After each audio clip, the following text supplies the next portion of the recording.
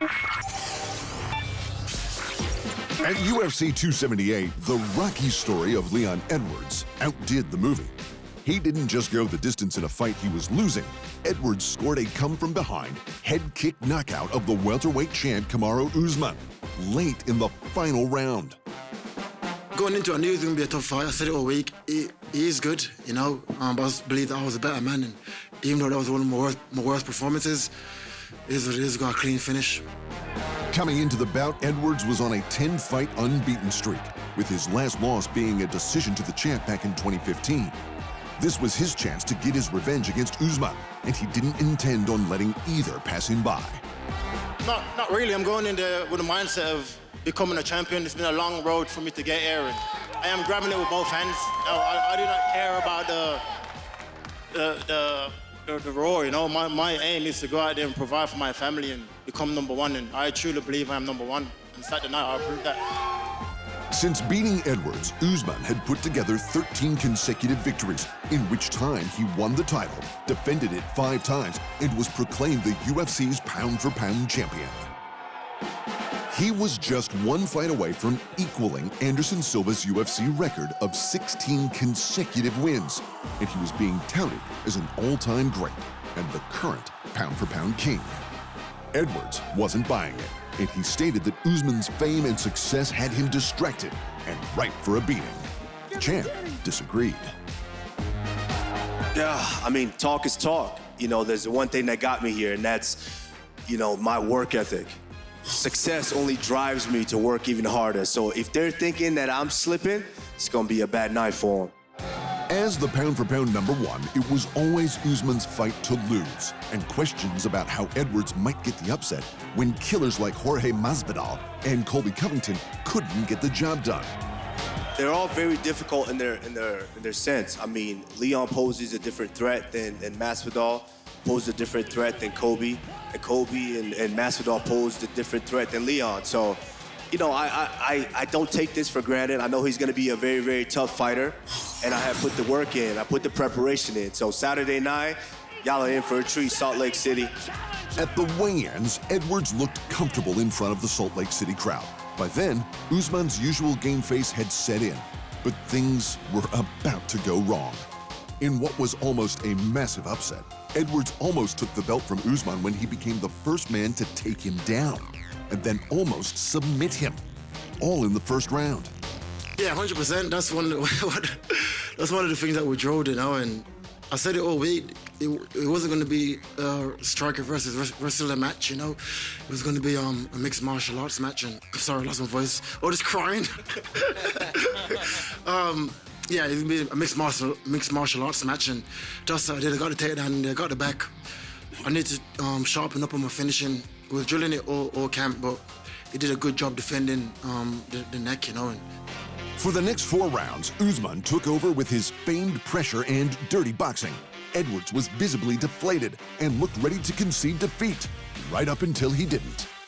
He's got like a very boxing-orientated style, you know, where he's like parrying the jabs, slipping the jabs, and so I thought if it went same punch, same kick, it would land. I did it in the Bilal fight, but I ended in the eye poke.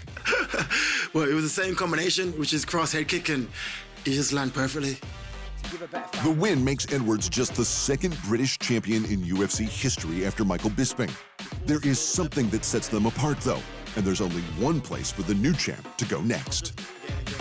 Wembley for sure, 100%. Made that at Wembley. That has to be done.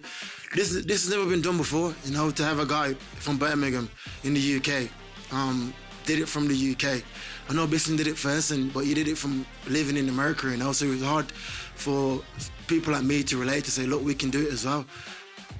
I made a point to stay in the UK to achieve this, to show the other guys coming under me that, look, we can, if you believe in your country, believe in your team, you can achieve it. And that's what I did. I went out there and I achieved it from a little small gym in Birmingham. And it's a crazy story, you know, everyone knows my story. And from being born in Jamaica to now winning the UFC World title was a match story. In the co-main event, Paulo Costa sent the former middleweight champ Luke Rockhold into retirement after 3 rounds of brutality and willpower from both fighters. It was 15 minutes of non-stop pressure, with Rockhold and Costa getting rocked repeatedly and landing huge shots. By round 3, they were gassed and bloody. But at 37, Rockhold was clearly the more exhausted man, and Costa got the nod. "Thank you, fighting. Thank you, UFC. Thank you, Joe Rogan," said a gloveless Rockhold after the fight. "I can't do this anymore. I gave it my all. I just didn't. I'm old." Rockhold retires with a record of 16-6, with 4 of those losses coming in his last 5 fights. Before then, Rockhold held the Strikeforce and UFC middleweight titles and held notable victories over UFC champs Michael Bisping, Lyoto Machida, and Chris Weidman. Leon Edwards scored an extra $50K for his comeback knockout of the pound-for-pound champ Kamaru Usman. There was never a doubt that Paulo Costa and Luke Rockhold would take fight of the night, and Victor Altamirano picked up $50K for some nasty, nasty ground and pound. In other MMA news, Kayla Harrison subbed her way into her 3rd straight PFL women's lightweight title fight. The 2-time Olympic judo gold medalist quickly put Martina Yindrova on her back before working her way to the arm triangle, the win, and entry into the finale for a chance at her 3rd championship and another $1 million in prize money. Meeting Harrison in the final will be Larissa Pacheco, who dropped Olena Kolesnik in the 1st round. Pacheco backed up Kolesnik and unloaded bombs for her 5th straight first-round finish. She'll need all that and more, though, to beat Harrison, who's already beaten her twice. And in the men's featherweight playoffs, Brendan Loughnane put on a striking clinic, outpointing Chris Wade and punching his way into the final.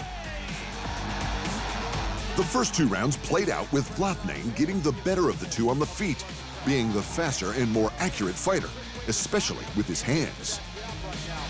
Wade continued to press forward with some fancy striking of his own, but Loughnane's replies were too good, and by round 3, the damage was accumulating and the Englishman ran away with it.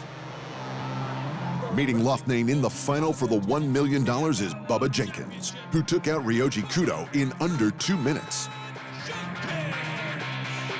The former NCAA Division I champion wrestler quickly took Kudo's back and rode him like Steve Irwin on a crocodile before locking up the rear naked choke in his shot at fortune and glory.